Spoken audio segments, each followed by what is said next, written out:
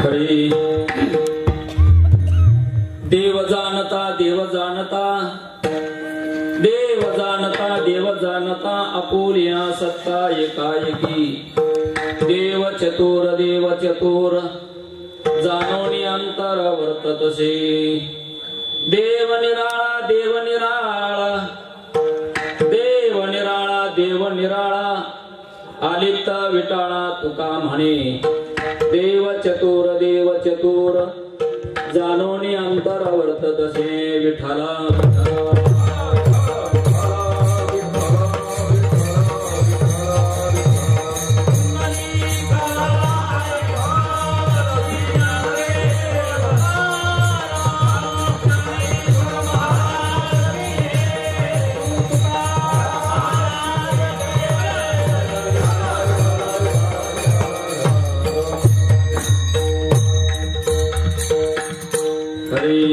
समचरण सरोजम सांद्रनिरामुदाभम जघननीत पाणी मंडनम मंडना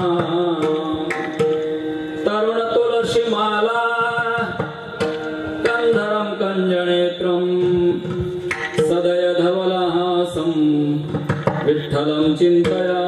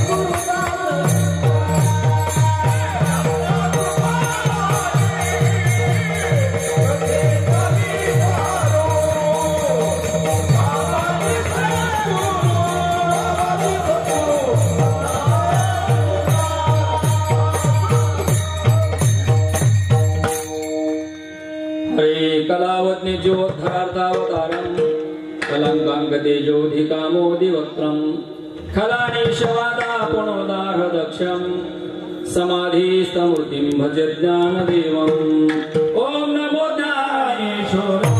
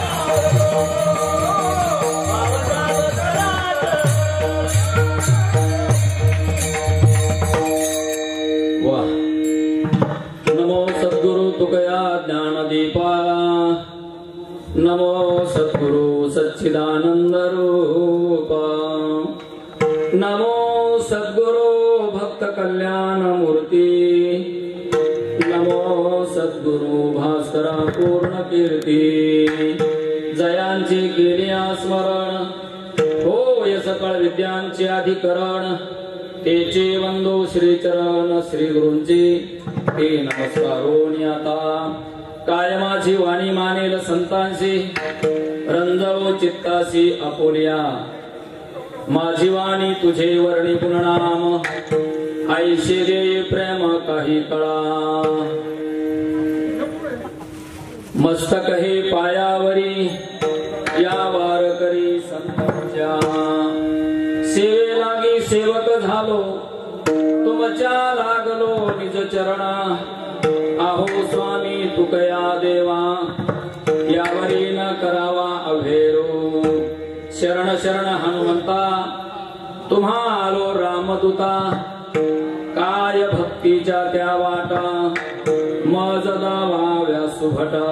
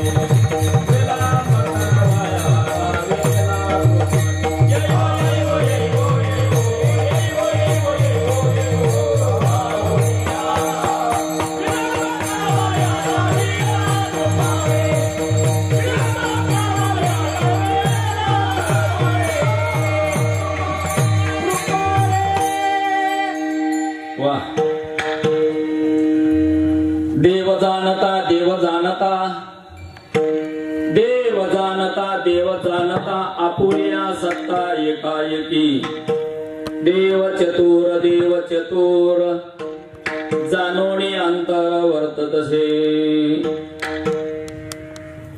प्रस्तुत प्राप्त प्रसंगी कीर्तन रूपी सेवेकरता निवडलेला अभंग महान भगवत भक्त संत सम्राट विश्ववंदे महाराष्ट्र भूषण जगद्गुरु संत श्रेष्ठ तुकाराम महाराज यांचा हा 3 चरणाचा अभंग असून या अभंगाद्वारा जगद्गुरु तुकाराम महाराज भगवान परमात्म्याचं यथार्थ स्वरूप आपल्या पुढे प्रगट करतात।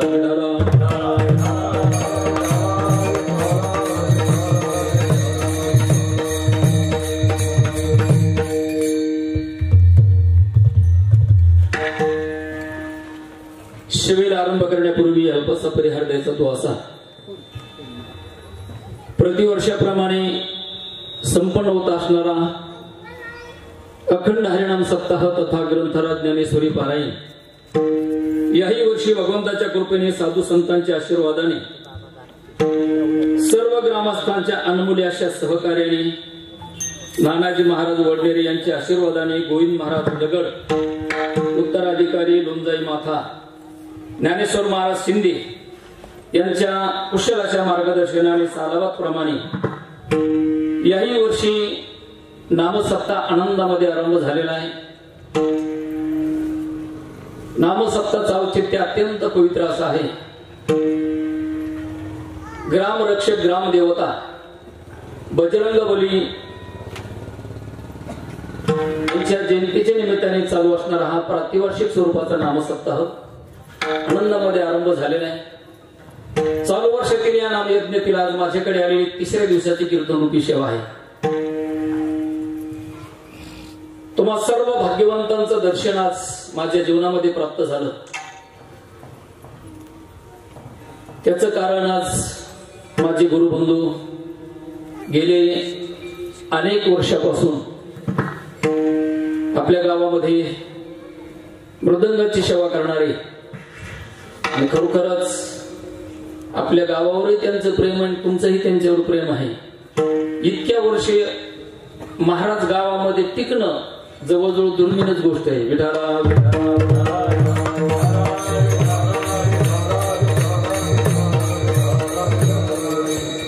अत्यंत स्वज्वळ असं व्यक्तिमत्व मृदंगाचार्य गणेश महाराज शिंदे यांच्या योगाने तुम्हा सर्वांचं आज दर्शन माझ्या जीवनामध्ये झालेले. त्याचप्रमाणे माझ्या बरोबर महान निष्काम योगी वैरागी धगधगीत ज्वाळा असं ज्यांचं वैराग्य होतं जयराम बाबा भोसले सिद्धपीठ वारकरी शिक्षण संस्था या संस्थेमध्ये शिकत असताना आपल्या गावातील हरिभक्त परायण शिवाजी महाराज गाजरे हेही काल त्या ठिकाणी होते. पण आमचा सहवास अगदी थोडा घडला सिद्धपीठामध्ये. महाराजांनी फोनवर मला आठवण करून दिली, महाराज सिद्धपीठामध्ये आपण बरोबर होतो. नंतर माझ्या लक्षात आलं असे शिवाजी महाराज आहेत आणि आताच ज्यांची सुंदर अशी चाल आपण ऐकलेली आहे असे हरिभक्त परायण जगदीश महाराज मोहिते, महाराष्ट्रातील उत्कृष्ट वारकरी गायक जगदीश महाराज, त्याचबरोबर त्यांच्या पाठीमागे ज्यांनी साथ केली असे माझे जीवश्य कंठस्य हरिभक्त परायण शरदजी महाराज खालकर, महाराष्ट्रातील उत्कृष्ट कीर्तनकार आहेत. पण फार दिवस झाला आमची भेट नव्हती. त्यांनी विचार केला आपल्या परिसरात आलेत महाराज, आता जवळ आले तर भेट घ्यायला तरी जावं. म्हणून आज महाराज आवर्जून कीर्तनाकरता उपस्थित आहेत. महाराजांच्या चरणी नतमस्तक होतो. त्याचप्रमाणे सर्व ग्रामस्थ टाळकरी मंडळी, इकडे माईकवर असणारे महाराज चौखंडे महाराज, पहिल्या दिवशी ज्यांचं सुंदर असं कीर्तन या ठिकाणी आपण श्रवण केलेलं आहे, असे सर्व ग्रामस्थ टाळकरी पुरुष बांधव, तुम्ही सर्व भक्तिमती माता भगिनी.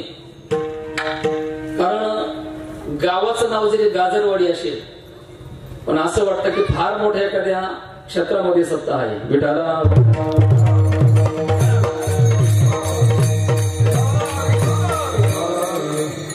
तुमच्या सप्ताहाचा नावलौकिक बऱ्याच दिवसापासून मी ऐकत होतो, पण आज प्रत्यक्षदर्शी या ठिकाणी मी साक्षी झालोय. आज गणेश महाराजांच्या माध्यमातून आणि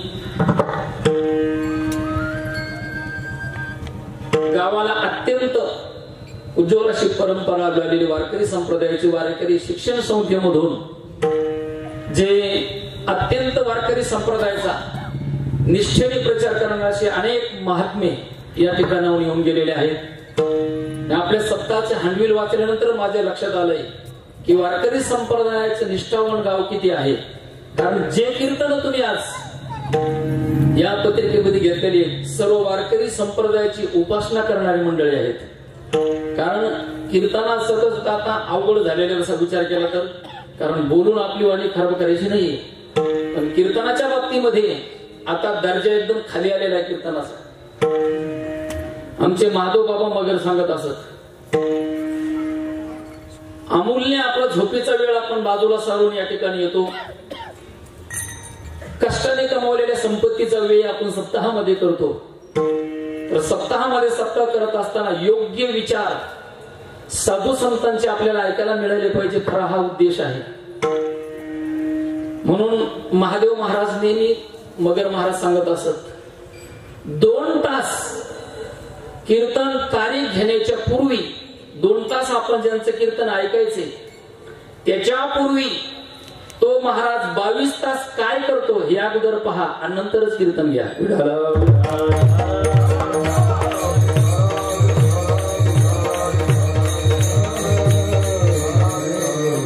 तो पंढरपूरची वारी करतो का? सकाळी नित्यनेमाने देवपूजा करतो का? नित्यनेमाने दंड लावतो का? वारकरी संप्रदायाचा प्रचार आणि प्रसार नेमाने करतो का? सगळ्या गोष्टी पाहिल्या पाहिजे आपण. कीर्तनाच्या बाबतीमध्ये जाणकार आपलं गाव असल्यामुळे अनेक उत्कृष्ट कीर्तनकार या ठिकाणी तुम्ही बोलवलेले, त्यामध्ये आज माझ्याकडे छोट्या महाराजाकडे इच्छा आलेली. विठाला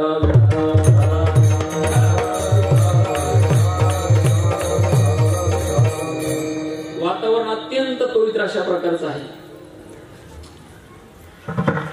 वेळ आपला बराचसा झालेला आहे, त्यामुळं अभंग जरी 3 चरणाचा असेल, पण अभंगावर विचार करत असताना साधू संतांचे शब्द अत्यंत मोलाचे असतात. महाराज अभंग दिसण्याकरता लहान असेल, पण अभंगाचा आशय मात्र महान आहे. त्या ठिकाणी अल्पाक्षरम असंदिग्धम सारवत विश्वतोमुखम, म्हणून संतांचे शब्द, शास्त्रांचे शब्द दिसण्याकरता लहान असतात, पण त्यामधला जो आशय असतो, अर्थ असतो, तो महान असतो. कशाप्रमाणे तर ज्ञानाराज माऊली वर्णन करतात. बिंबतरी बचके एवढे परिप्रकाशा त्रैलोक्य ठोकळे, शब्दाची व्याप्ती केने पाडी अनुभवावी. सूर्य दिसण्याकरता लहान आहे. दुपारी 12 वाजता जर आपण सूर्याकडे पाहिलं तर आपल्या बचकेमध्ये बसेल असा सूर्य दिसतो लहान. मग दिसण्याकरता सूर्य लहान आहे, प्रकाश सुद्धा लहानच का? नाही. महाराज म्हणतात प्रकाशाच्या बाबतीमध्ये त्रैलोक्य ठोकळे, तीनही लोकांना प्रकाश कमी पडेल असा सूर्याचा प्रकाश असतो. ज्ञानोबा म्हणतात तसंच आमच्या अक्षराकडे पाहत असताना ते अज्ञाने तुम्ही पहा, शब्दाची व्याप्ती तेने पाडी अनुभवावी. म्हणून अभंग दिसण्याकरता 3 चरणाचा आहे. बरेच जणांचे अपरिचित परिचित असेल, जगदीश महाराज, खालकर महाराज यांनी ऐकलेला असेल, पण बहुतेकांचे अभंग ऐकलेला नसेल. पण 3 चरणाचा अभंग आहे. फावल्या वेळामध्ये या अभंगाचं आपण चिंतन करू. विठाला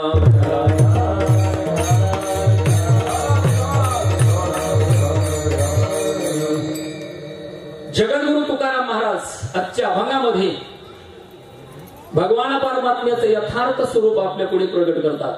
कारण तुम्ही आम्ही सर्व देवाची उपासना करणारे भक्त आहोत. देवाची उपासना करणारे आहे म्हणूनच या मंडपामध्ये आपण येऊन बसलेलो आहोत. भक्ती करणारे सगळेच आहेत, पण भक्ती करत असताना भक्तीचे 2 प्रकार आहे. एक ज्ञानाच्या अंगाने होणारी भक्ती आहे आणि एक अज्ञानाच्या अंगाने होणारी भक्ती आहे. ज्ञानाच्या अंगाने म्हणजे देवाला जाणून देवाची भक्ती केली, ती भक्ती 100% फलरूप असते.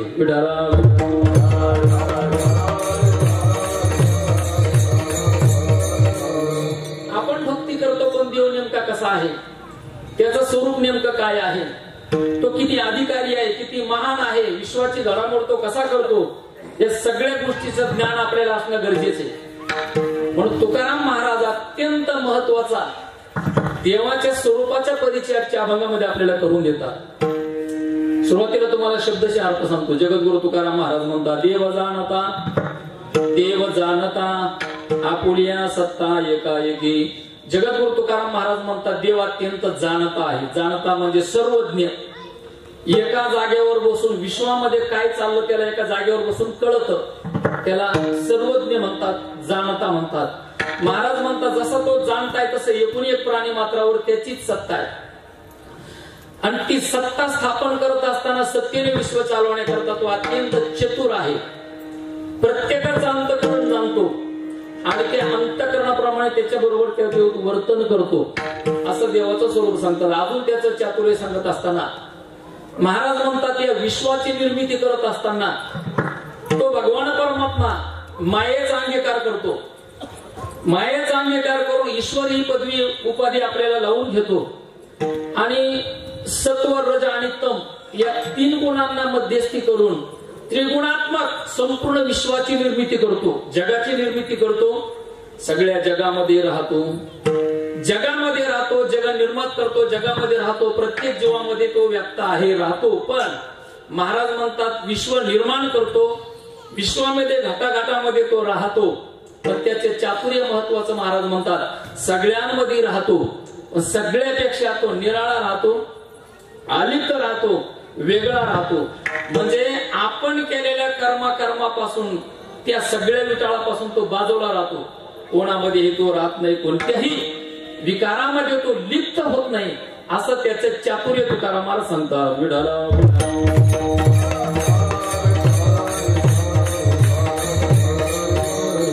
ऐका, देव जाणत आहे, सर्वज्ञ आहे, चतुर आहे, प्रत्येकाचं अंतःकरण जाणून तो वर्तन करतो. उपाधियुक्त जगतामध्ये राहून सर्वांपेक्षा निराळा राहतो, वेगळा राहतो, असं जे देवाचं स्वरूप तुकाराम महाराज सांगतात. पण नेमकं सांगतात कोणाला याचा विचार आज महत्वाचा आपल्याला करायचा आहे. मग नेमकं कोणाला सांगतात जगद्गुरु असताना? विश्वामध्ये 3 प्रकारचे वर्ग पडतात. पहिला वर्ग असा आहे, तो देवाला मानतही नाही, जाणतही नाही, त्याच्याकरता आजचा अभंग नाही. दुसरा वर्ग देवाला मानतोही आणि देवाला जाणतोही, त्याचेही करता आजचा अभंग नाही. तिसरा एक वर्ग असा आहे, तो देवाला मानतो पण देवाला जाणत नाही. हे 3 वर्ग आहेत. मग तिघांपैकी देव अशा स्वरूपाचा आहे, नेमकं सांगतात कोणाला याचा विचार करायचा आहे.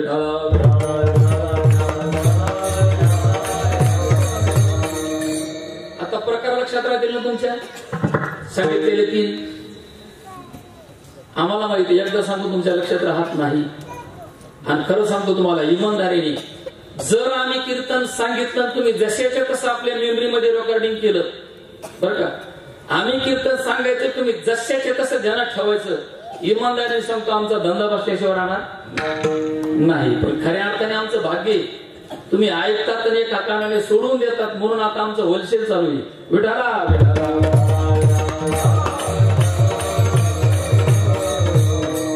परत एकदा ऐका.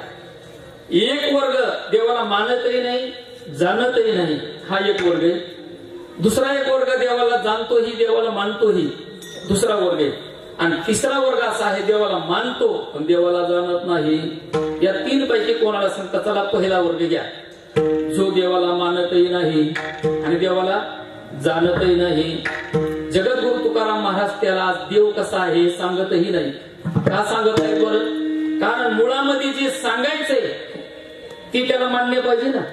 तो देव त्यांनी मानला पाहिजे, हा देव आहे एवढं तरी त्याला वाटलं पाहिजे. पण त्याच्या दृष्टीने देव नावाची वस्तू जगात तो मानतच नाहीये. आणि जर मानायची ठरलीच तर कोणती मानतो? ज्ञानोबराने ज्ञानेश्वरी मध्ये सिद्धांत सांगितला त्याचा, त्याला 4 वाक म्हणतात. 4 वाक. त्या 4 वाकाचा सिद्धांत असा आहे, तो देहाला देव मानतो, एके दिवशी भोजन करणं ही भक्ती मानतो आणि एके दिवशी मरून जाणं ही मुक्ती मानतो. असा जो आहे त्याला देव सांगून उपयोग नाही. ज्ञानेश्वर महाराज म्हणतात, देह तोची देव, भोजन ते भक्ती, मरण ते मुक्ती, पाखंड्याची किंवा ज्ञानोबराय वर्णन करतात, देह खंडाना महात्मा, ईश्वर पाषाण प्रतिमा, यया परोदे प्रमा ढोची नेने. बजरंग बलीची मूर्ती मंदिरामध्ये आपण बसवली, आपण त्यामध्ये प्राण स्थापना करून प्रत्यक्ष बजरंग बली आहे या ठिकाणी अशा भावनेने आपण जाऊन त्या ठिकाणी दर्शन करतो, ही आपली भावना आहे. पण जो नास्तिक आहे, जो 4 वाक आहे, तो त्या देवाला देव मानत नाही. मग काय म्हणतो? ज्ञानोबराय म्हणतात, ईश्वर पाषाण प्रतिमा, त्या ईश्वराच्या मूर्तीला तो पाषाण समजतो. पाषाण. मला सांगा, ईश्वराच्या मूर्तीला पाषाण समजणारा असा जो पाषाण हृदयाचा जीव आहे, त्या असणाऱ्या पाषाण हृदयाच्या माणसाला देव कसा आहे सांगून उपयोग होईल का? सांगून उपयोग होणार नाही. का मुळामध्ये तो देव मानतच नाही ना. देवाला तो पाषाण समजतो, पाषाण, त्याला सांगून उपयोग नाही. आणि जर सांगितलंच तर सांगणाराचं सांगणं व्यर्थ जाईल, त्याच्यावर परिणाम होणार नाही. याकरता ज्ञानोबरायने महत्वाचे ओव्या ज्ञानोबरायने घातले ज्ञानेश्वरीमध्ये. ज्ञानेश्वर महाराज म्हणतात, जो देव मानतच नाहीये त्याला तुम्ही देव सांगू लागले तर सांगणं आपलं कसं निरर्थक होईल. याकरता ज्ञानेश्वर महाराज वर्णन करतात, अशा लोकांना सांगून उपयोग नाही. आणि सांगितलं तर काय होईल? ज्ञानोबराय म्हणतात, खडकी जैसे वर्षले का आगी माझी पेरिले, कर्ममाने देखील स्वप्न जैसे. ज्ञानेश्वर महाराज म्हणतात, खडकावर पाऊस पडला. कशावर? खडकावर धो धो धो धो 6 महिने पाऊस पडला. मग 6 महिन्यानंतर खडकावर पाऊस पडल्यानंतर एका शेतकऱ्याच्या शेतामध्ये भरपूर खडक होता. खडक मग तुमच्याकडे खडकच म्हणतात का? आहे की नाही? पाच माती नसते, नुसतं दगडच पडायला भरपूर. असं शेतामध्ये खडक होता. मग जवळजवळ धो धो धो धो 6 महिने पाऊस पडला. तुम्हाला 6 महिने कुठे पाऊस असतो का? आता कधी पण पाऊस आहे, 12 महिन्यात कधी पण पाऊस आहे त्या ठिकाणी. मग पाऊस पडल्यासारखा त्या खडकावरती. पाऊस उघडल्यानंतर त्या शेतकऱ्याने विचार केला, तो म्हटला आता पाऊस उघडला, म्हणून त्यांनी काय केलं, 2 दिवस पेरणी करण्याकरता त्या खडकावर वापसा होण्याची वाट पाहिली. कशावर? खडकावर वापसा. आणि 2 दिवसानंतर त्या खडकावर वापसा झाला. आणि वापसा झाल्यानंतर मग त्याने त्या ठिकाणी ज्ञानोबरांच्या भाषेमध्ये केळीचा आणि बाग लावला आणि साळीची पेरणी केली. योग्य आहे का? ज्ञानेश्वर महाराज म्हणतात, खडकावर कितीही दिवस पाऊस पडला तर त्या खडकाला मऊपणा येईल का कधी?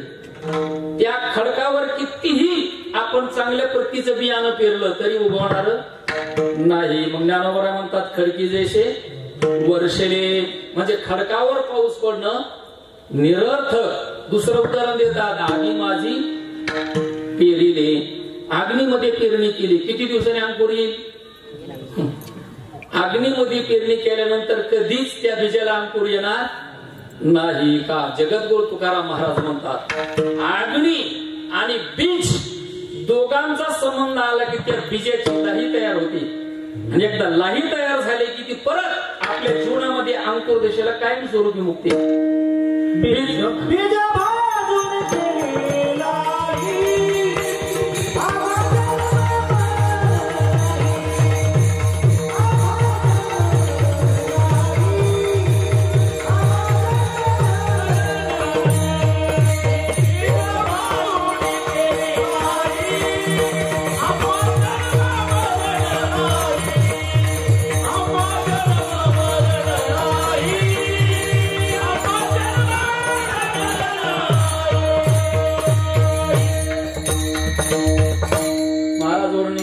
बीज भाजूने गेलेलाही आम्हा जन्म मरण नाही. अग्नीचा आणि बीजाचा संबंध आला की ते असणारं बियाणं कायम स्वरूपी अंकुर दशेला जीवनामध्ये मुक्त, कदापि त्याला अंकुर येणार नाही. म्हणजे महाराज मंडळ विनोदाने उदाहरण सांगत जातात बघा. एका गावामध्ये जाणकार शेतकरी होता. जाणकार मुद्दा म्हणतो बरं का, जातीवंत शेतकरी. कारण शेतकऱ्यामध्ये 3 प्रकार आहेत. तुम्ही आम्ही सगळे शेतकरी, पण 3 प्रकारचे शेतकरी कोणते? एक 7-12 शेतकरी, एक बांधावरचा शेतकरी आणि एक राबणारा शेतकरी, कष्ट करणारा. जातीवंत असे 3 प्रकारचे शेतकरी आहेत. आता 7-12 शेतकरी कोणाला म्हणायचं? 7-12 शेतकऱ्याची सगळी शेती पडलेली असते, पण 7-12 घेऊन तो कुठल्याही प्रत्येक बँकेमध्ये हजरच असतो.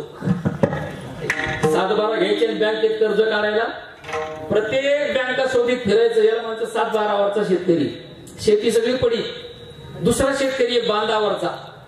बांधावरचा म्हणजे दिवसभर लासलगावला जायचं, फिरत बसायचं, निफाडला जायचं, फिरत बसायचं, 5 वाजता घरी यायचं. 5 वाजता घरी आले, गाडीला किक मारायचे, शेतामध्ये जायचं, शेताच्या कोपऱ्यावरती गाडी उभी करायची, बांधावर उभं राहायचं, सगळ्या शेतीचं निरीक्षण करायचं, घरी यायचं. याला काय म्हणायचं? बांधावरचा शेतकरी. कुठं गवत झालं, कुठं काय झालं, शेतात काय घेणं देणं नाही.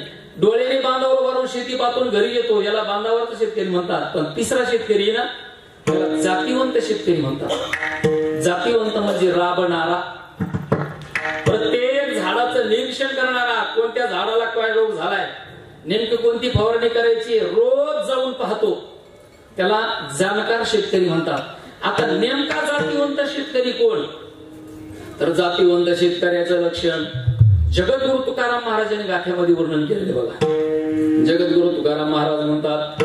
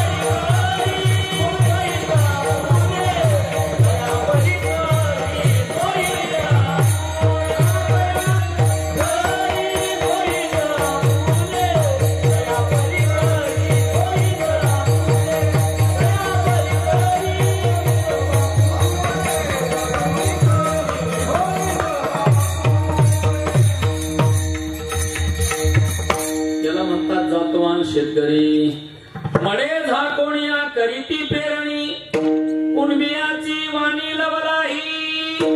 महाराज म्हणतात मेलेलं मड झाकून ठेवून जो पेरणी करतो त्याला म्हणतात जातवान शेतकरी. असा एका गावामध्ये जातिवंत शेतकरी होता. त्याने शेतीची नांगरणी केली, मोगडणी केली, पाळी घातली, काडी कचरा वेचून काढला, लोण्यासारखी भुसभुशीत अशी जमीन तयार केली. जमीन तयार करून आता वापसाय जमिनीला आला. शेतामध्ये गेला, त्याने पाहिलं जमीन वापशावर आहे. आणि घरी आला. घरी आल्यानंतर त्याने कॅलेंडर पाहिलं. त्याला कॅलेंडरवरती उगवणारा उद्याचा दिवस पेरणी करता उपयुक्त दिवस होता, अत्यंत मुहूर्ताचा दिवस. त्याने विचार केला उद्या मुहूर्ताचा दिवस आहे, जमीन वापशावर आहे, उद्या आपण पेरणी केलीच पाहिजे. या तयारीने त्याने विचार केला. पण थोड्या वेळाने परत त्याच्या लक्षात आले उद्या पेरणी करायची, पण पेरण्याकरता बियाणं आपल्याकडे उपलब्ध नाही. मग बायकोला म्हणाल का ग, उद्या उगवणारा दिवस अत्यंत उपयुक्त आहे, पेरणी करता मुहूर्ताचा दिवस आहे, जमीनही वापशावर आहे, आपण उद्या पेरणी करायला पाहिजे. मग ती म्हटली मग बिघडलं काय, पेरणी करायला पाहिजे मग करा पेरणी, काय अडचण आहे. तो म्हटला अडचण आहे म्हणून तर बोलतो ना. काय तो म्हटला पेरण्याकरता लागणारं जे बियाणं आहे ते आपल्याकडे उपलब्ध नाही.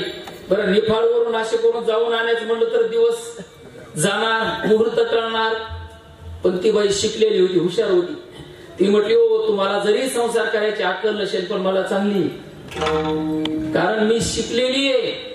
ती असणारी बाई डबल MA झालेली होती बरं का. डबल MA बऱ्याच दिवस मला अर्थ लागत नव्हता डबल MA म्हणजे काय. पण नंतर मी अर्थ शोधला. डबल MA म्हणजे काय.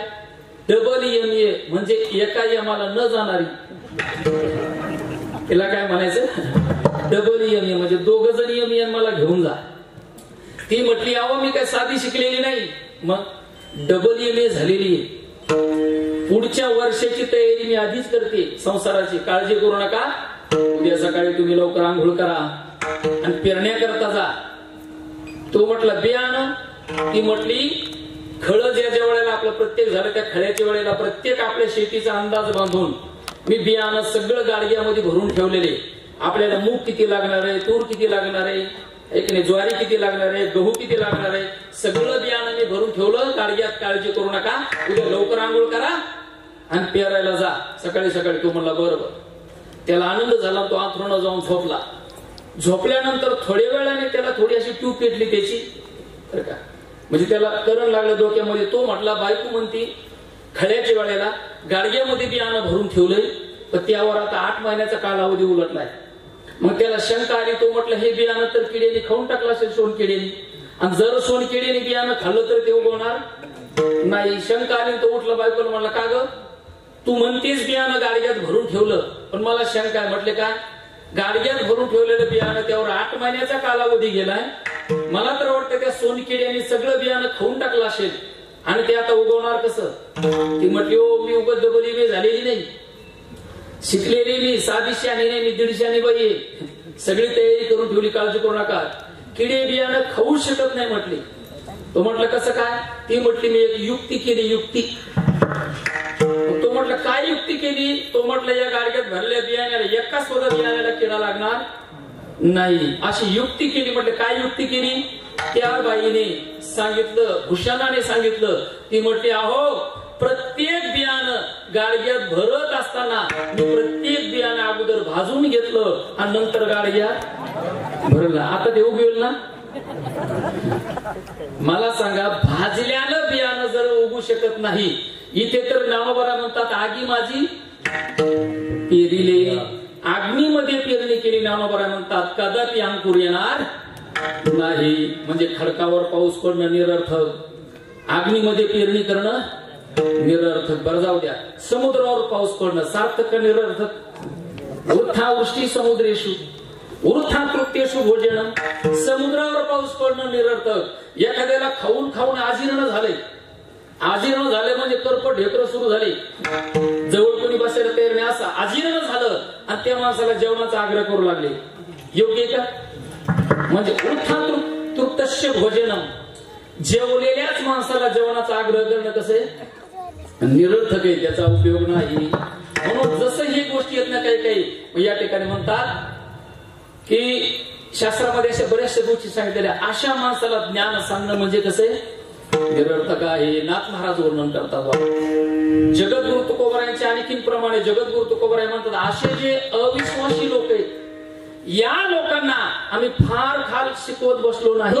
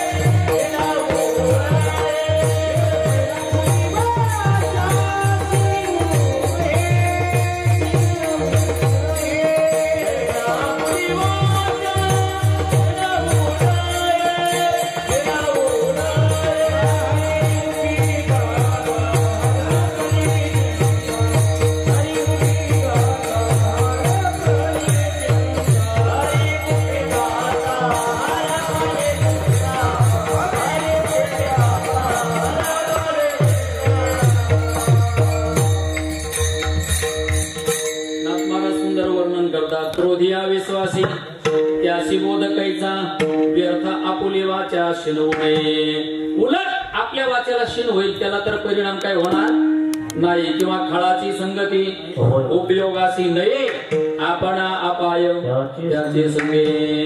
इथे तर नाथ महाराज म्हणतात त्याला तर बोध होणार नाहीच, त्याला तर परिणाम होणार नाही, पण आपल्याला अपाय झाल्याशिवाय राहणार नाही. आपल्याला एखाद्या वेळेला अपाय जाण्याची शक्यता असते, म्हणजे आपल्या अंगलट येण्याची शक्यता असते. कसं एक उदाहरण सांगतो 1 मिनिटाचं, की जो अधिकारी नाहीये, अनाधिकारी आहे, मूर्ख आहे, क्रोधी आहे, अविश्वासी आहे, खळ आहे, अशा लोकांना जर आपण ज्ञान सांगू लागलो तर त्याला तर ज्ञानाचा परिणाम होत नाही, पण आपल्याला अपाय झाल्याशिवाय राहत नाही.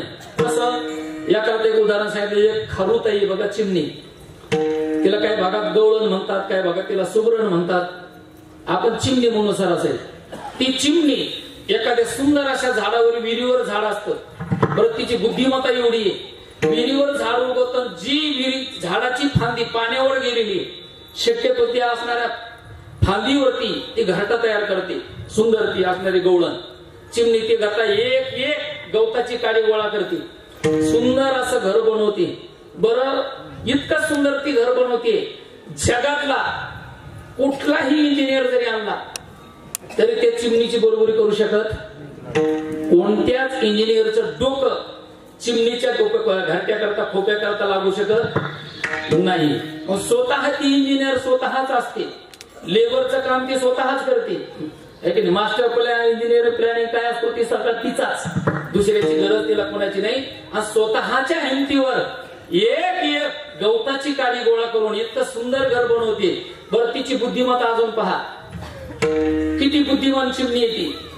आज जाण्याकरता दरवाजा वेगळा, आज जाण्याकरता दरवाजा वेगळा, आणि परत पाऊस जर लागलाय आणि 1 नंबरचं काम 2 नंबरचं काम करायचं ठरलंच तर त्याच्याकरता व्यवस्था करण्याकरता वेगळा दरवाजा खालून. इतकी बुद्धिमत्ता त्या चिमणीची आहे. सुंदर घरट बनवलेली चिमणीने आपल्या घरट्यामध्ये बसलेली आहे. 8 दिवसाची पाण्याची झड लागली, पाऊस सारखा पाऊस चालू होता, आणि त्याच झाडावरती वानर बसलेली होती, माकड म्हणा वानर बसलेली होती. आणि ते माकड गार ठरले, दात कडकड वाजू लागले, लटलट थंडीने कापू लागलं, गार वारा सुटलेला भिजलेले. आणि त्या माकडाकडे पाहिलं चिमणीने, चिमणीचं अंतःकरण दरवलं, तिला दया आली आणि दयाद्र अंतःकरणाने त्या माकडाला सांगले, माकड दादा, वानर दादा, अरे बाबा हिवाळा गेला, उन्हाळा गेला, आता फार पावसाळा आला, पण तू तुला राहण्याकरता घर बांधलं नाहीस. आता किती त्रास होतो तुला, तू गाराटला, दात कडकड वाजतात, थंडी आता किती सुटलेली, तुला किती त्रास होतो. माझ्याकडे बघ म्हटले, मी तर एवढी एवढी चिमणी फक्त एका चोचीच्या साह्याने किती सुंदर घर बनवलं. अरे तुला तर माणसासारखा देह दिला देवानी. सुंदर वर्णन केलेले बघा. हात दिया, पाव दिया, आदमी ऐसी काया, इतने दिन गया तूने घरटा ही नहीं बनाया. ती ती म्हटली अरे बाबा एवढे दिवस गेले तो साधं घर बांधण्याकरता बांधलं नाही राहिला नाही त्यामध्ये. बघ बरं माझ्याकडे किती सुंदर घर बनवलं, आता किती तुला त्रास होतो, मी किती निवांत बसले. आता मी तुम्हाला विचारतो उपदेश चांगला आहे का वाईट आहे? उपदेश चांगला आहे, पण एक लक्ष ठेवा, उपदेश चांगला आहे पण उपदेश चांगल्याला नाही. कुणाला आहे? वानराला आहे, माकडाला आहे. आता वास्तविक चिमणीचं ऐकून याने घर बांधून राहायला पाहिजे होतं की नाही? घर बांधून राहायला पाहिजे होतं, पण चिमणीचं ऐकून याने तर घर बनवलं नाही, पण उलट उडी मारली, तिचं घरट तोडलं आणि विहिरीमध्ये फेकून दिलं. म्हटलं शाणी झाली, माझं घर बघ, माझं बघतो म्हटले तुझं घर. म्हणजे तिलाही बेघर केलं आपण सारखे तरी ती तात्काळ, पण हा तिच्यासारखं घर बांधून राहायला नाही. याला म्हणतात आपण अपाय त्याचे संगी. म्हणजे चिमणीचा ऐकून चिमणीने उपदेश चांगला केला, पण वानर होतं, माकड होतं, त्याचं ऐकून याने घर बांधलं नाही पण तिला बेघर केलं. तसं काही माणसं समाजामध्ये आहे, आपण जर त्यांना खूप ज्ञान सांगू लागलो तर त्यांना तर परिणाम होत नाही, पण आपले अंगलट आल्याशिवाय राहत नाही. विठाला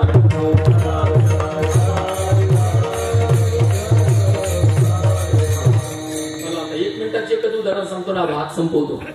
की अशा लोकांना सांगून उपयोग कसा नाही, जे देव मानतच नाहीत त्यांना देव सांगून उपयोग कसा नाही. याकरता एक उदाहरण दिलेलं जगद्गुरु तुकोबाराय गाथ्यामध्ये.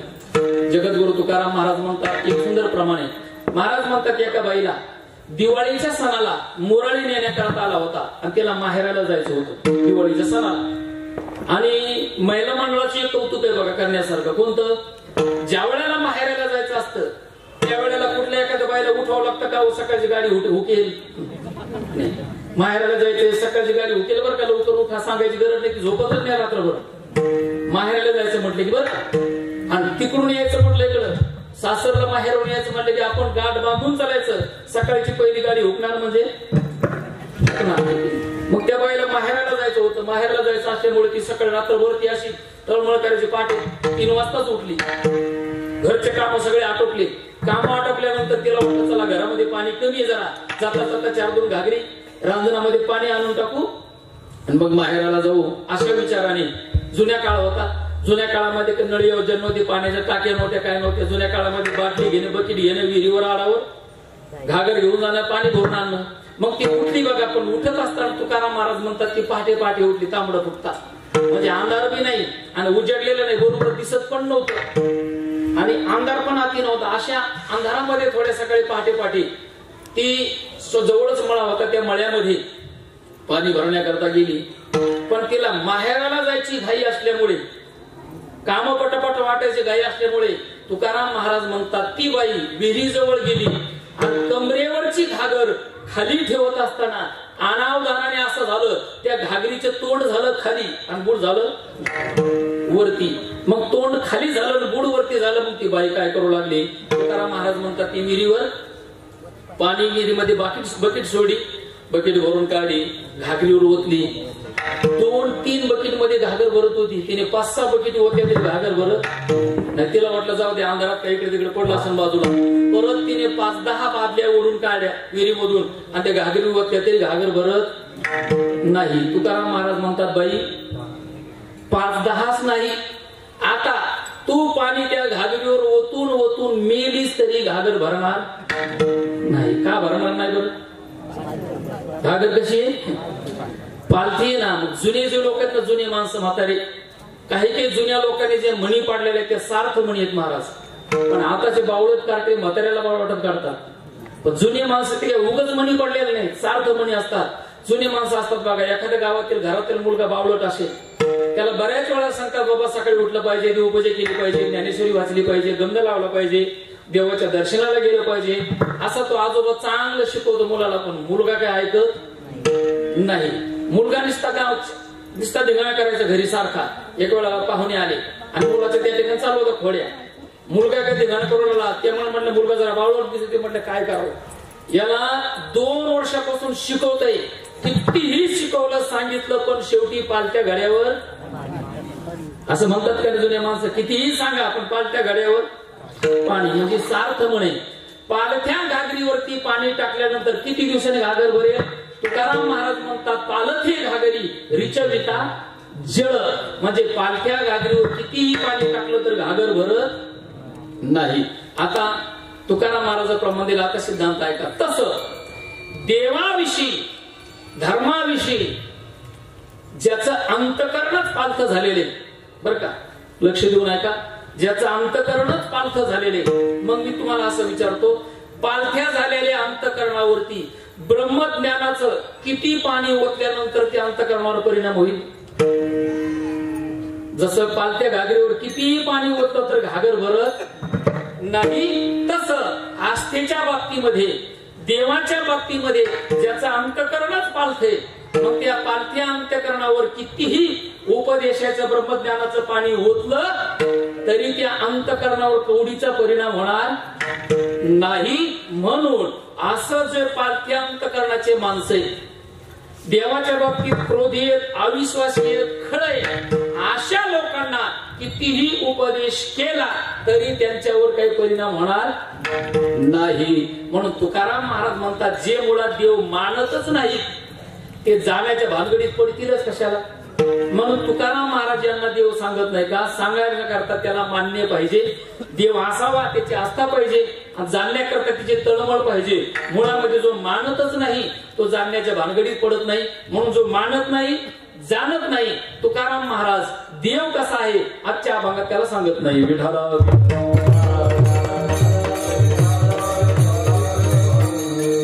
चला दुसरा प्रकार घ्या. कोणता? जो देव जाणतोही आणि देव मानतोही त्याला पण सांगायचं कारण उरत नाही. का बरं? याचं कारण आहे, जो स्वतः देवाला यथार्थ स्वरूपाने जाणतो आणि जाणून ज्ञानोबरायाप्रमाणे ज्ञानोत्तर भक्तीमध्ये तो रममाने. ज्ञानोबराय मूर्तिमंत ज्ञान होतं, पण तरी सुद्धा म्हणतात माझी मनीची आवडी पंढरपुरा नेनगुडी पांडुरंगी मनरंगले गोविंदाचे गुणी गेले. म्हणजे देवाला यथार्थ स्वरूपाने जाणून ज्ञानोत्तर भक्तीमध्ये तो रत आहे, रममान आहे.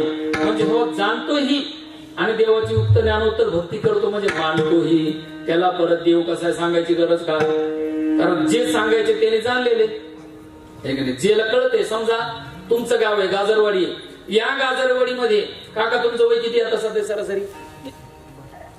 किती? 72. समजा 72 वर्षापासून तुम्ही या गाजरवाडी गावामध्ये राहता, इथेच आहेत ना, या गावात राहतात आणि या गावामध्ये मी प्रथमच आलो. समजा तुमची माझी वेशीमध्ये गाठ पडली आणि मी तुम्हाला सांगितलं बाबा इकडे या, तुम्हाला मी गाजरवाडी गावाचा परिचय करून देतो, तुम्ही ऐकून घ्याल का?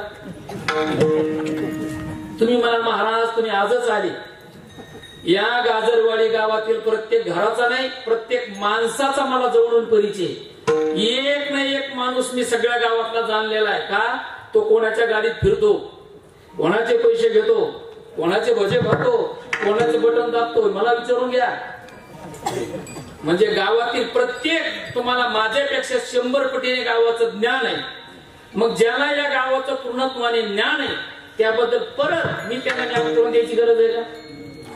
म्हणजे ज्याबद्दल ज्याला पूर्ण ज्ञान आहे त्याला ते कल्पना ज्ञान करायची गरज नाही. समजा आता जगदीश महाराज आहे, राग रागणे ते त्यांना पूर्ण माहिती आहे की नाही, अत्यंत शुद्ध असं ते राग गायला लागलेले आणि मला त्या रागातलं काहीच कळत नाही आणि मी त्याला रागाबद्दल समजून सांगितलं तर ऐकून घेतील का?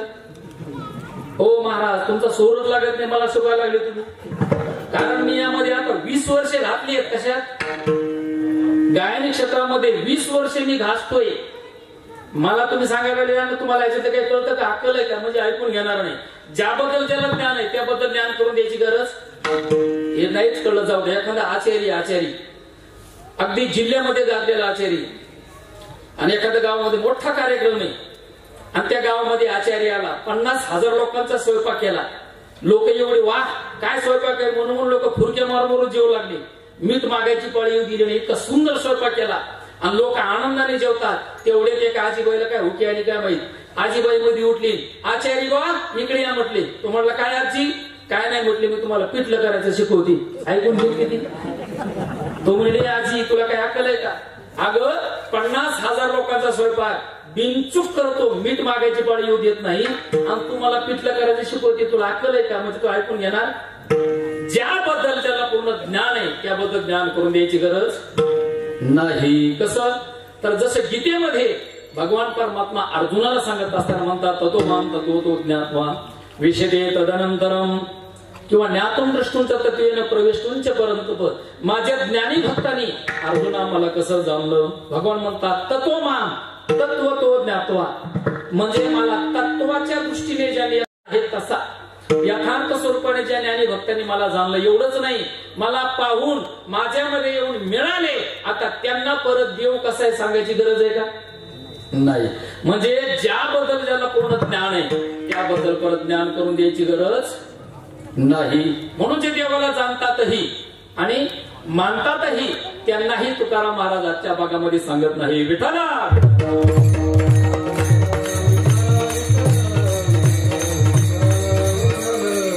चला तर राहिला आपला तिसरा प्रकार कोणता? पहिला सांगितला जो जाणतही नाही मानतही नाही. दुसरा प्रकार जो जाणतोही मानतोही. आता कोणता राहिला? तुम्ही म्हणाला मग एवढं जर तुम्हाला 300-350 किलोमीटर कशाला बोलवलं? ठीक आहे तिथं बोललो तुम्हीच सांगा. आता मीच सांगतो. तिसरा प्रकार आपला होता जो देवाला मानतो पण देवाला जाणत नाही. याच्याकरता आजचा बघे जो मानतो पण यथार्थ स्वरूपाने जाणत नाही. कसं? एक शेवटचं उदाहरण सांगतो, पहिल्या चरणात प्रवेश करतो. उदाहरण अगदी 1-1.5 मिनिटाचे पण दोन्ही सिद्ध होते त्यामध्ये. जाणतो मानत नाही, जाणत नाही हे सिद्ध होतं आणि मानतो मानत नाही हेही सिद्ध होतं. या ठिकाणी कसं तर बघा, एक ग्रस्त सकाळी उठला, स्नान केलं आणि घराच्या बाहेर पडला. घराच्या बाहेर पडल्याबरोबर खिशामध्ये हात घातला, सिगारेट काढलं, माचीस काढली, सिगारेट पेटवलं आणि सिगारेट ओढत ओढत रस्त्याने जाऊ लागला. बरंच अंतर चालून गेल्यानंतर पुढे बजरंगबलीचं मंदिर पाहिलं. मंदिर पाहिल्याबरोबर त्याने रस्ता सोडून दिला, मंदिरात गेला, चपला काढल्या, खाली वाकून मारुतीला नमस्कार करत असताना त्याने काय केलं माहिती का? सिगारेट ओढत होताना खाली वागताना शेवटचा एक झुरका मारला. कसा? सिगारेटचा शेवटचा झुरका मारला, धूर सोडला आणि 2 बोटच्या सामटीत सिगारेट धरला, असं पाठीमागे लपवलं आणि मग देवाला खाली वाकून नमस्कार केला. आता मी तुम्हाला असं विचारतो, हा देवाला मानतो की नाही? जर मानत नसता तर मंदिरात जाऊन खाली वाकून नमस्कार करायचं काही कारण? ज्या अर्थी रस्ता सोडतोय, मंदिरात जातो, चपला काढून देवाला खाली वाकून नमस्कार करतो, याचा अर्थ होतो देवाला मानतो. हे बरोबर आहे, पण जाणत मात्र नाही. कशावरून? समोरचं ओढताना सिगारेट मारुतीला दिसते पण मागे लपवलेला अजिबात दिसत नाही. असा चुकीचा समज करून बसलाय. पण तुकाराम महाराज म्हणतात बाबा तो समोरून सिगारेट वर, मागे लपव, घरामध्ये वर, गरीब भरत जाऊन, कुठेही जाऊन तू कसंही कर्म कर, पण तू केलेलं प्रत्येक क्रियाकर्म आमचा देव मात्र जाणल्याशिवाय राहत नाही. अभंगाचं पहिलं चरण.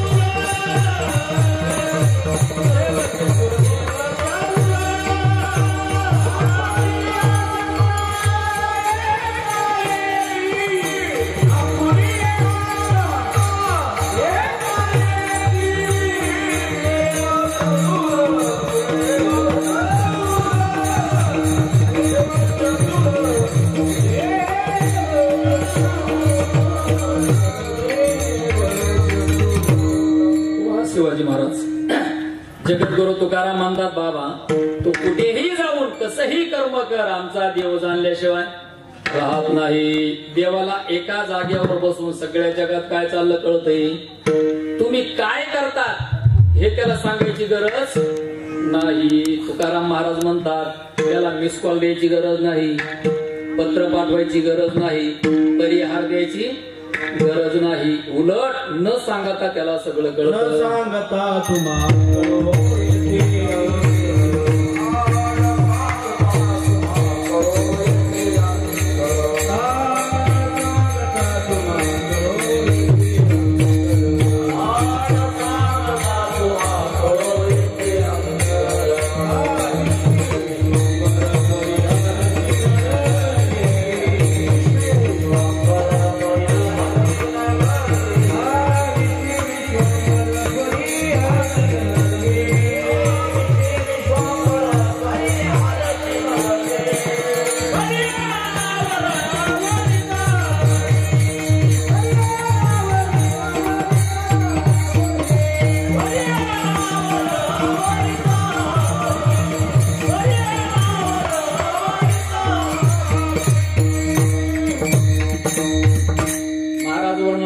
न सांगता तुम्हा कळो येते अंतर विश्वी विश्वंभर परिहारची न लगे. म्हणजे त्याला परिहार द्यायची गरज नाही. आपण कुठे काय काय कर्म करतो, काय पाप करतो का पुण्य करतो, सगळं त्याला कळत. एवढंच नाही तर काकड्याच्या भागामध्ये अजून जगद्गुरु तुकोबाराय सुंदर वर्णन करतात.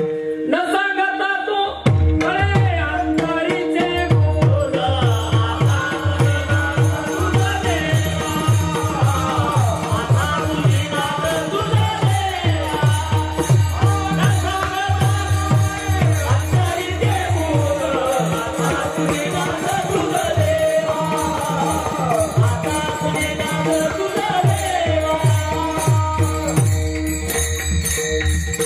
सांगता कळे अंतरीचे गुज आता तुझी लाज तुझ देवा.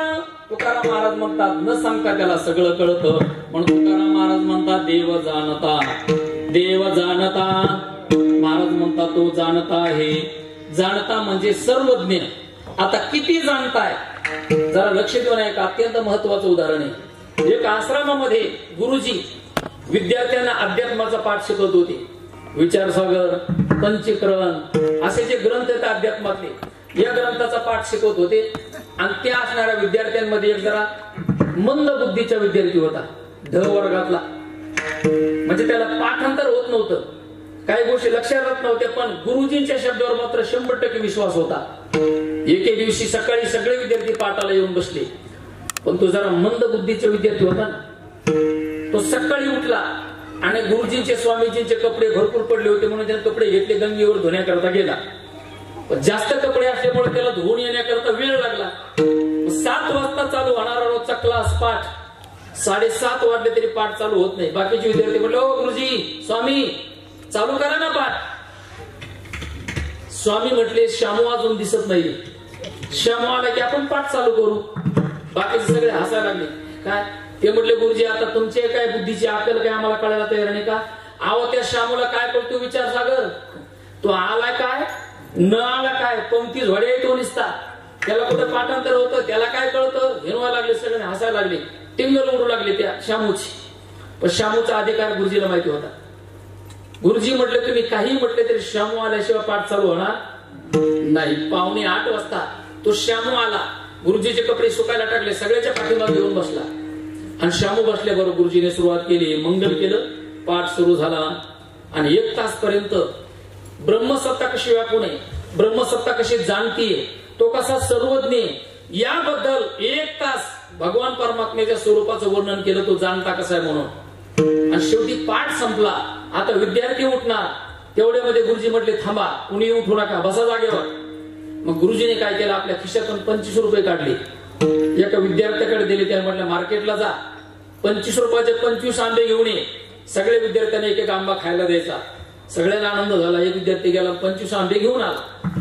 गुरुजीने सगळ्याला आंबे दिले, प्रत्येकाने एक आंबा घेतला. गुरुजी म्हटले पण एक लक्षात ठेवा, आंबा खाण्याकरता तुम्हाला दिला, पण आंबा अशा जागेवर जाऊन खायचा. ही माझी अट आहे तुम्हाला, की तो आंबा खाताना कुणी सुद्धा तुम्हाला पाहिलं नाही पाहिजे, अशा जागेवर जाऊन आंबा खायचा. बाकीचे म्हटलं काय अवघड आहे, बुद्धिमान होते बरेचसे, काय अवघड आहे, सोपं आहे म्हटले. आणि प्रत्येकाने आंबा घेतला आणि आपापल्या घरी गेले. घरी गेल्यानंतर ज्याने त्याने आंबा खायचा कार्यक्रम उरकला. कुणी कसा खाल्ला, कुणी कसा कधी चोरून खाल्ला, कुणी 2-4 दारा बंद केले, काही त्यांनी अंगावर कपडे घेतले, अंधारात कार्यक्रम उरकला. प्रत्येकाने आंबा खाल्ला. दुसऱ्या दिवशी सगळे आले पाटाला बसले. पाटाला बसले असताना सगळ्याच्या पाठीमागे तो शामू होता. शामू येऊन बसला पाटाला. पाठ सुरू झाला, पाठ संपला आणि मग गुरुजी म्हटले, का रे मुलांनो, तुम्हाला प्रत्येकाला मी काल एक आंबा खाण्याकरता दिला होता, आंबा खाल्ला का तुम्ही? मग प्रत्येक जण म्हणे, हो गुरुजी खाल्ला. मग कुणी कसा खाल्ला, कुणी कसा खाल्ला, ज्याने त्याने आंबा खाण्याचे लक्षण सांगितले. सगळ्याच्या पाठीमागे शामू होता ना, तो तसाच आंबा घेऊन बसला होता. गुरुजी म्हटले, शामू तू खाल्ला का रे आंबा? शामू म्हटलं, नाही गुरुजी, मला नाही आंबा खाणं शक्य झालं. सगळेच बाकीचे हसायला लागले. म्हणे, खायलेच कसा, अक्कलच नाही ना. कुठं खावा, कसा खावा, अकलीचा पत्ता नाही ना. आंबा खाण्याची अक्कल नाही. विचार सगळा केला बसला. सगळे हसायला लागले. गुरुजी म्हणले, थांबा, हसू नका, अगोदर त्याला आपण विचारू, तो आंबा का खाल्ला नाही. आता दृष्टांताचा मेन पॉइंट येते बरं का. गुरुजीने विचारलं, शामू, सर्व विद्यार्थ्यांनी, मुलांनी सगळ्यांनी आंबे खाल्ले, तू का बरं नाही आंबा खाल्ला? शामूला विचारलं. त्या शामूने एवढं गोड उत्तर दिलं. तो म्हटला, गुरुजी, आम्हाला रोज तुम्ही पाठामध्ये सांगता की तो परमात्मा सर्व ठिकाणी व्याप्त आहे. बिनु पद चलही सुनही बिनु काना. तो पाया वाचून चालणार आहे, हाता वाचून कर्म करणार आहे, डोळ्या वाचून पाहणार आहे. तुम्ही म्हणता की सगळ्या ठिकाणी तो व्याप्त आहे, सगळ्याच अंतःकरण जाणणार आहे आणि तो डोळ्या वाचून सगळ्याला पाहणार आहे. असं जर तुम्ही रोज आम्हाला पाठामध्ये सांगता, तर गुरुजी मला एक सांगा, मी बाकी या सगळ्यांच्या नजरा चुकवल्या असत्या, पण जो माझ्यामध्येच विराजमान आहे त्याने तर आंबा खाताना पाहिलंच असतं ना. मग त्याने जर आंबा खाताना तुमची आठ मोडली असती. तुमची आठ काय होती? आंबा खाताना कोणी पाहिलं नाही पाहिजे, ही तुमची आठ होती. तुमची आज्ञा मोडली असती, म्हणून आम्हाला आंबा खाणं शक्य झालं नाही. महाराज मग गुरुजीचा ऊर भरून आला. गुरुजी म्हणले, शामू तू एकटाच पास, बाकी सगळे नापास. आपला दृष्टांत संपला. म्हणजे शामूने दाखवून दिलं, आपण कुठेही कसंही कितीही चोरून कर्म करण्याचा प्रयत्न केला तर तो देव ते जाणल्याशिवाय राहत नाही. आणि तुम्हाला जाता जाता सांगून ठेवतो, ज्या दिवशी आपल्याला कळेल मी केलेलं प्रत्येक कर्म देव जाणतो, देव पाहतो, मी केलेलं ते देवाला सगळं कळतं, हे ज्या क्षणाला आपल्याला कळलं ना महाराज, त्या दिवशी आपण वाम मार्गाला एक पाऊल ठेवू शकत नाही. आपण वाईट मार्गाला जाऊ शकत नाही. आज आपला जो दुष्कर्म करण्यामध्ये सपाटा चाललाय ना, आपल्याला माहितीये बजरंगबली मंदिरात, आपण ढाब्यावर काय करतो, मंदिरातल्या देवाला काय माहिती. पण तुकाराम महाराज म्हणतात, नाही बाबा, आपली कल्पना देव फक्त मंदिरात आहे, आपण इकडे काय करतो त्याला कळत नाही. तुकाराम महाराज म्हणतात, नाही तसं. तुकाराम महाराज म्हणतात, बाबा कुठेही कसंही तू कर्म कर, बाकी लोकांना कळणार नाही, पण तो परमात्मा ते जाणल्याशिवाय राहणार नाही. म्हणून तुकाराम महाराज म्हणतात, देव जाणता, देव जाणता.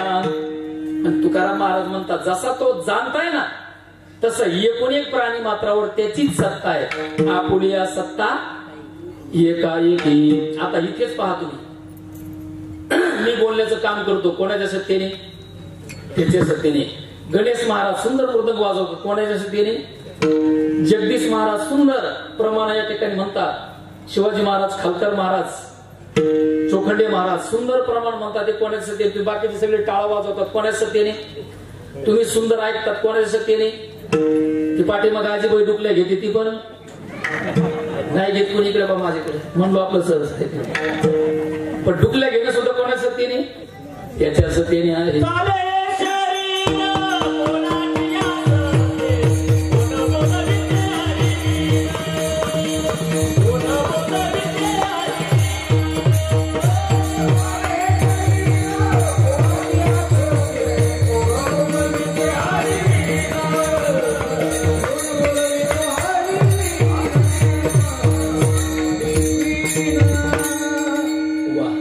हे शरीर कोणाचे सत्य, कोण बोलविते हरिगीन.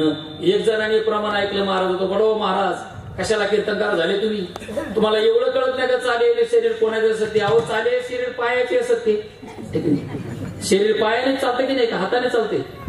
चालेल शरीर पायाचे. त्याला म्हटलं बाबा ठीक आहे, तुझं मान्य आम्हाला, मग मेलेल्या माणसाला पाय असतात की नाही?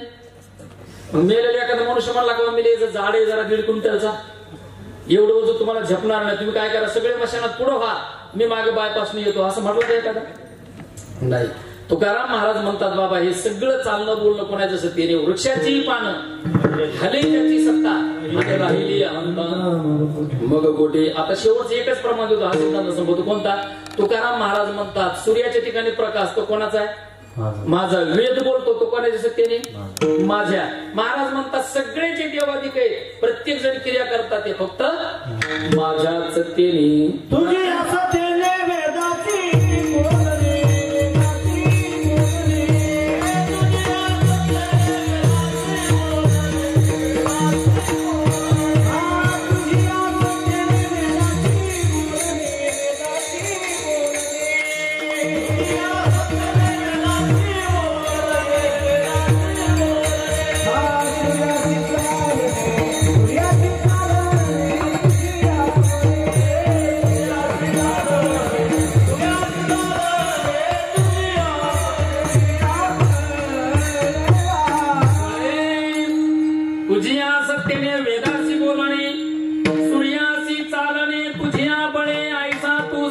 ब्रह्मांडाचा धनी वर्म हे जाणून शरण आलो.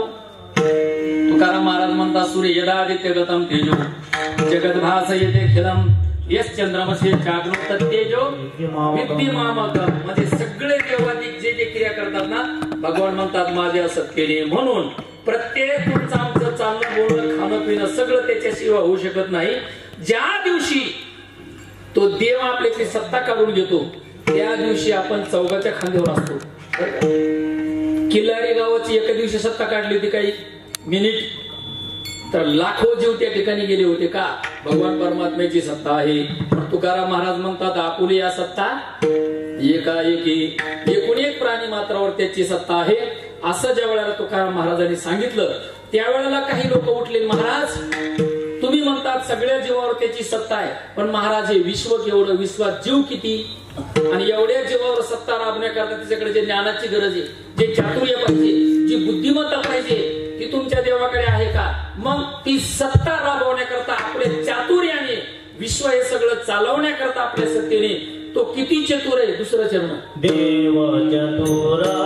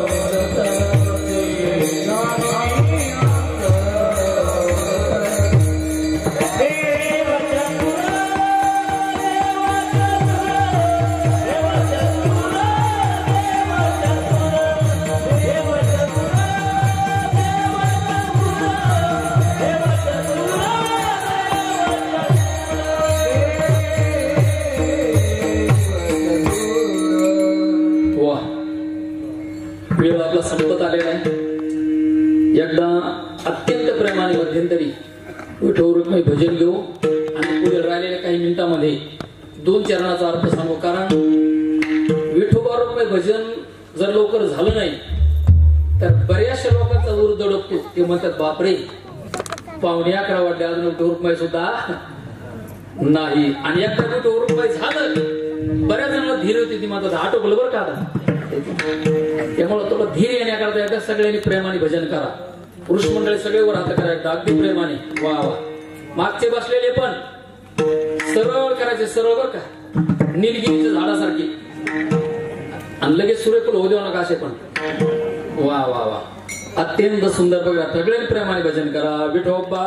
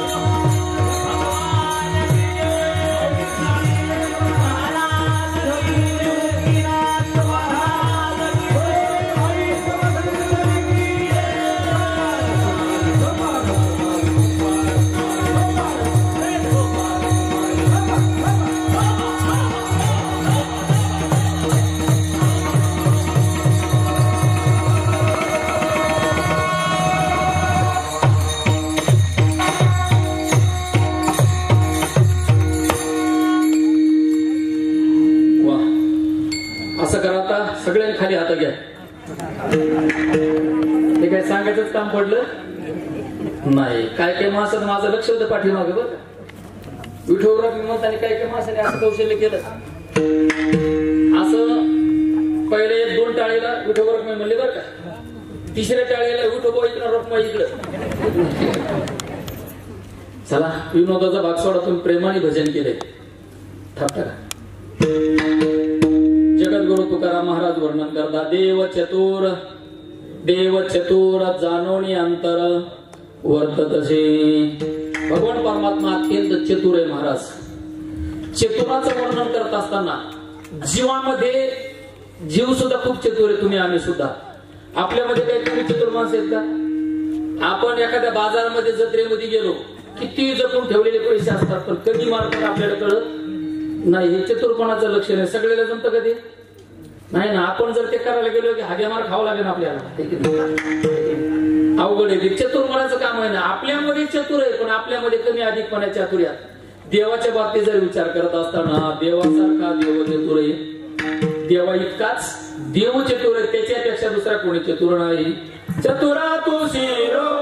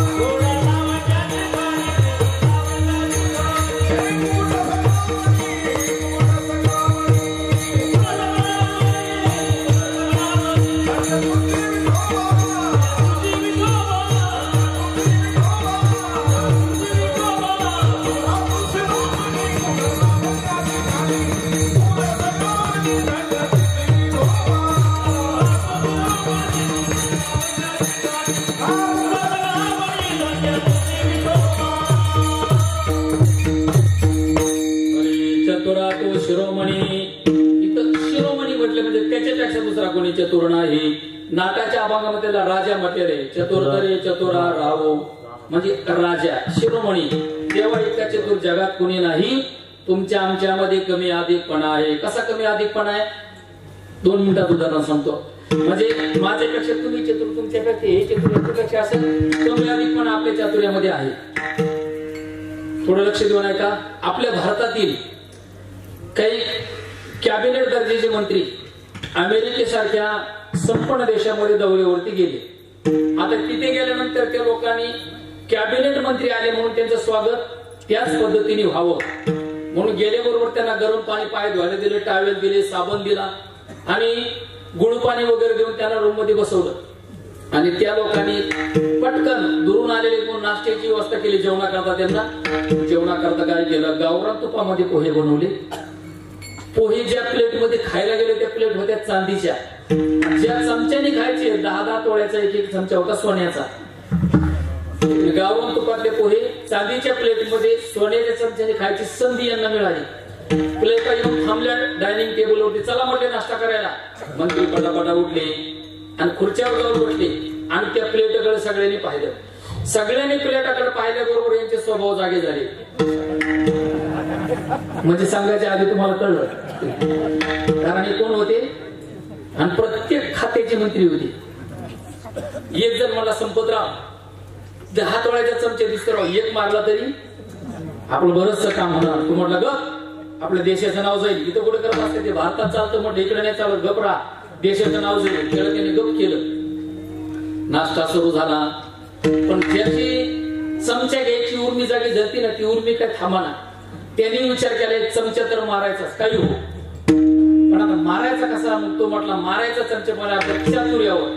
मग त्याने चातुर्याला लढवायला सुरुवात केली. काय केलं त्यांनी, आपलं चातुर्य वापरायचा आणि चमचा मारायचा. मग त्यांनी एक डायलॉग सांगायला सुरुवात केली, जोक सांगायचा, एक विनोद करायचा. मंत्री हसायचे. थोडे ढिले पडले की त्याच्यापेक्षा भारी डायलॉग मारायचा. परत थोडे ढिले पडले की परत भारी डायलॉग सांगायचा. आज शेवटी त्याने असा काय जोक केला, असा काय विनोद केला, मंत्र्याने डोळे झाकले, पोट बडबडून हसू लागले. मंत्री सगळे हसण्यात गुंगलेले पाहिले आणि त्याने चमचा उचलला खिशात घातला. त्याला वाटलं जमलं का, त्याच्या समोर बऱ्याच बसलेला होता का तो घेऊ का म्हणला आणि त्याने त्याला थांबवलं होतं. शेवटी नेमकं याने खिशात घालायला त्याने डोळे उघडायला सांगत झालं. याने खिशात घालताना त्याने पाहिलं. तो म्हटला शेवटी बेट्याने मारलाच, असं जमत नाही म्हणून चातुर्य वापरलं आणि चमचा मारला. पण तो म्हटला तू तरी सामान्य खात्याचा मंत्री, तुझ्या वरच्या खात्याचा मंत्री, मीही तुला चमचा पोचू देणार नाही. तो म्हटला बेट्याने हसून हसून सगळ्याला फसवलं आणि चमचा मारला. पण हा म्हटला आता माझं चातुर्य बघ. कशा करता सांगतो कमी अधिकपणा चातुर्यात. आता माझं चातुर्य बघ म्हटले. काय मग त्याने सांगितलं तू सगळ्यांना हसून हसून फसवलं ना, आता मी सगळ्यांना पाहता पाहताच फसवतो म्हटले. मग त्याने काय केलं, नाश्ता संपला, सगळे उठणार तेवढे मध्ये हा म्हटला थांबा. मग त्या लोकांना म्हणाल बघा तुमच्या देशाचे वैभव म्हणून तुम्ही आम्हाला चांदीच्या प्लेटमध्ये गावरान तुपातले पोहे सोन्याच्या चमच्याने खायला दिलं. तुमच्या देशाचं वैभव, पण आमचा भारत देश काही कमी नाही म्हणे. अनेक कलागुण आम्ही संपन्न देश आहे, अनेक काही कला आहे, अनेक काही चातुर्य आमच्याकडे आहेत. तो म्हटला बघा त्यातली एखादी कला तुम्हाला दाखवू का. बाकीचे कशात नाही म्हणते. म्हटलं दाखवा दाखवा. ते म्हटले बघा आता माझी एक हस्तकला दाखवतो, माझं चातुर्य दाखवतो तुम्हाला. आणि त्यांनी काय केलं माहिती आहे, एक चमचा सगळ्याच्या समोर वाटत चमचा घेतला, असा वर धरला आणि त्याने सांगितलं पाहिला का चमचा. सगळे म्हटले हो. कोणाच्या हातात आहे म्हटले माझ्या हातात आहे.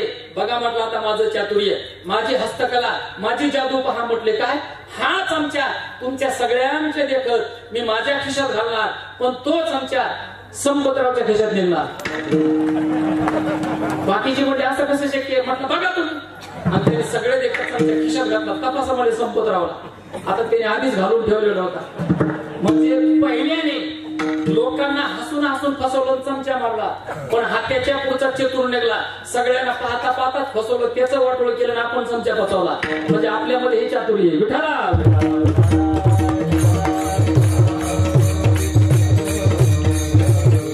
म्हणजे आपल्या चातुर्यामध्ये कमी अधिकपणा आहे.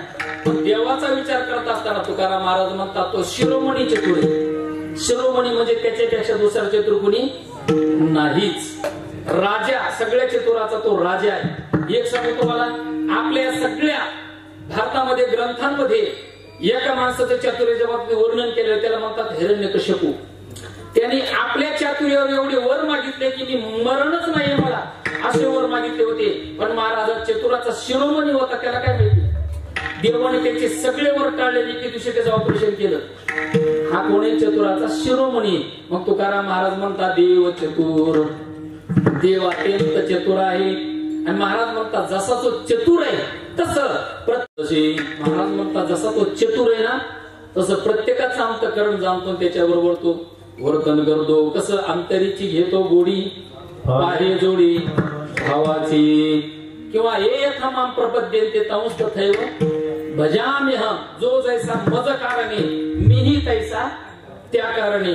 तुम्ही जैसा भाव माझ्या ठाई धरा आणि तैसाचे मी खरा तुम्हाला लागी. म्हणजे आपण देवाच्या बाबतीत आपल्या अंतःकरणाचा असा भाव, देव त्याच्या बरोबर तसाच व्यवहार करतो. म्हणून महाराज म्हणतात जाणवणी अंतर वर्त तसे.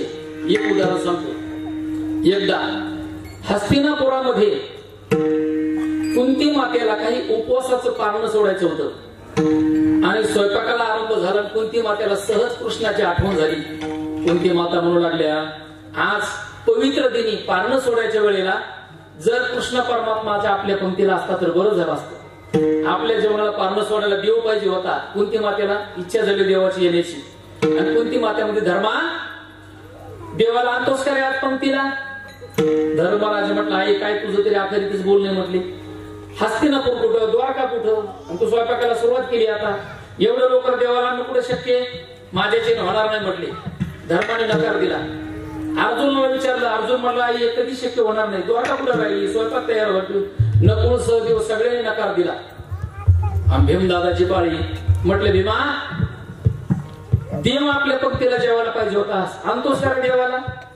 महाराज भीमदादा ज्ञानोबा आणि भीमदादाचं वर्णन जरी वरी भीमसेन बेथू म्हणजे अर्धांग असं वर्णन केलं असलं, पण भीमदादा अत्यंत श्रद्धाळू होते. महाराज देवावर त्याचं अत्यंत प्रेम होतं, श्रद्धाळू होते खूप.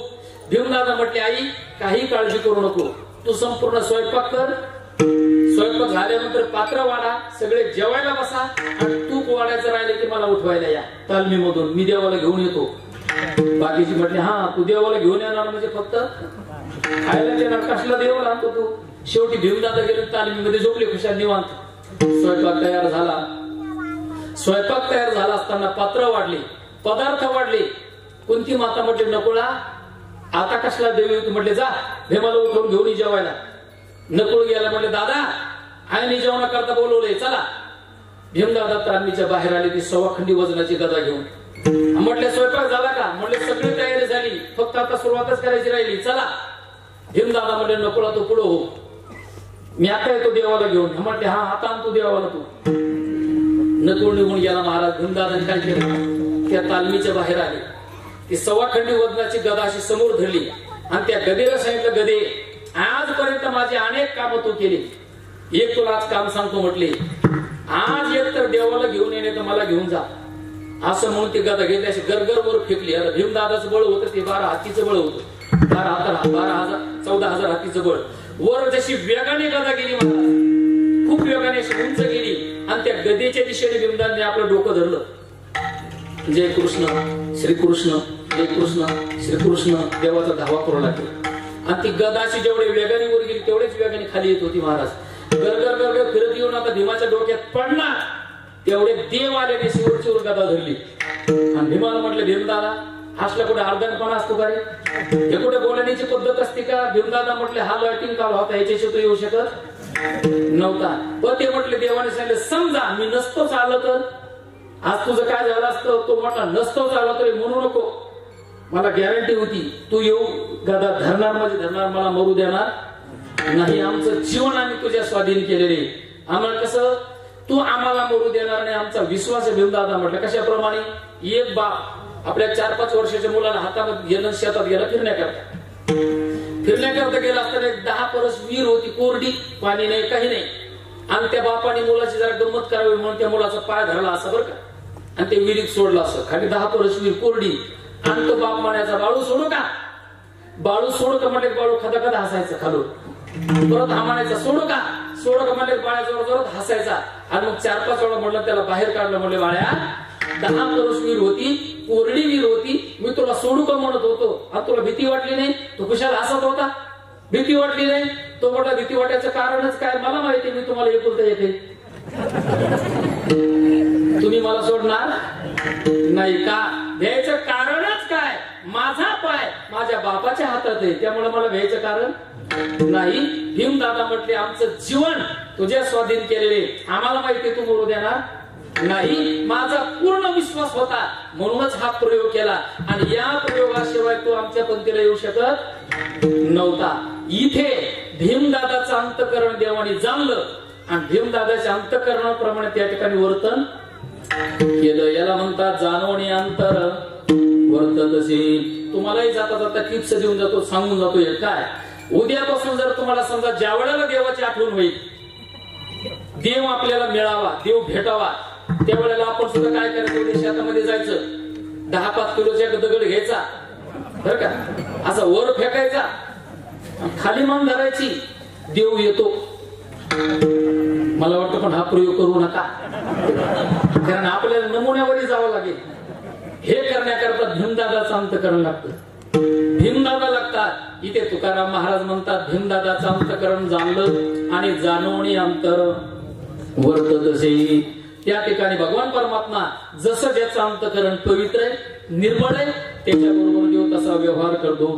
अजून देवाचं चातुर्य काय? शेवटच्या चरणात देव निराळा, देव निराळा,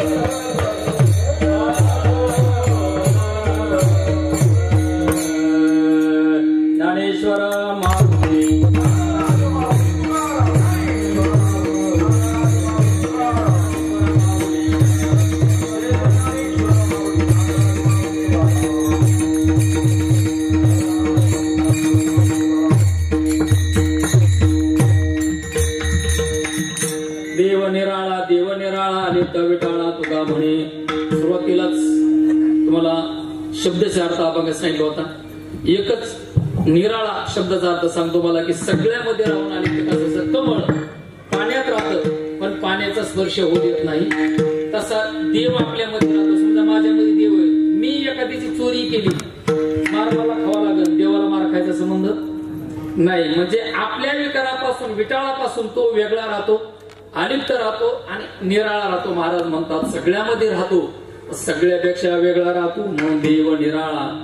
देव निराळा अलिप्त विटाळा तुका म्हणे, देव चतुर जाणून अंतरा वर्तदशी. वेळ आपला पूर्ण संपलेला आहे. या अभंगावरती बोलत असताना माझ्या अल्पमतीप्रमाणे चिंतन करण्याचा प्रयत्न केला. योग्य असेल ते घ्या, चुकीचं असेल तर माझं मला परत करा. झालेली सेवा भगवंताच्या चरणी समर्पित करण्यापूर्वी आज कीर्तनाकरता उपस्थित असणारे सर्व दिग्गज महाराज मंडळी, मृदंगावरती माझे जीवशेखंड मित्र हरिभक्त परायण गणेश महाराज शिंदे सुंदर मृदंग वाजवलाय. जगदीश महाराज, खालकर महाराज, चोखंडे महाराज, शिवाजी महाराज, सर्व ग्रामस्थ टाळकरी, दोन्ही चोपदार बाबा, सर्व अगदी तुम्ही भक्तिमती माता भगिनी सर्वांनी अगदी शांत चित्ताने कीर्तन श्रवण केलेले. युट्यूब वाल्याने सुद्धा अगदी जे पाहिजे ते घेतले, तिकडे फिरले की तिकडे जे प्रमाण म्हणे त्यांचं प्रमाण, एखाद्याला मृदंग चांगला वाजला की तिकडे फिरवायची, हे कौशल्य असतं ज्याचं त्याचं. आणि सर्वांना आनंद ज्यांच्यामुळे आला ते उत्कृष्ट म्हणजे अत्यंत उत्कृष्ट साऊंड सिस्टीम आहे. कौतुक करण्यासाठी सगळे एकदा टाळ्या वाजवा त्यांच्याकडे. कारण असं झालं बघा, आता सवय लागलेली, हे जर नसेल ना आम्हाला वाटतं आता जीवच गेला की काय. म्हणून अत्यंत उत्कृष्ट सिस्टीम या ठिकाणी आहे.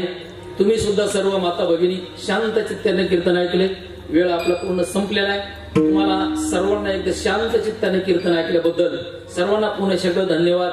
खरोखर मला आज कौतुक वाटतं की तुम्ही खूप शांत राहिले, एवढे शांत राहिले आज कीर्तनामध्ये, एवढे शांत राहिले. एवढा मोठा समाज असून कुठला विक्षेप झाला नाही. शांत चित्ताने कीर्तन ऐकलं, एवढे शांत राहिले, एवढे शांत राहिले, शेवटपर्यंत कुणी विठ्ठल विठ्ठल सुद्धा म्हटलं नाही. एवढी शांती पण कामाची नाही बरं का. अधून मधून भंगू द्यायचा, विठ्ठल विठ्ठल म्हटलं भजन केलं पाहिजे. करविले तैसे केले कटकट, वाकडे केले देव जाणे, पायाच्या प्रसादे काही बोलिलो विनोदे, मज क्षमा करणे संती, नोहे अंगभूत युक्ती, नोहे हा उपदेश, तुमचे बडबडिलो शेष, तुमच्या कृपेचे पोषणे, जन्मोजन्मी तुका म्हणे. चाल म्हणायचे का विठ्ठल.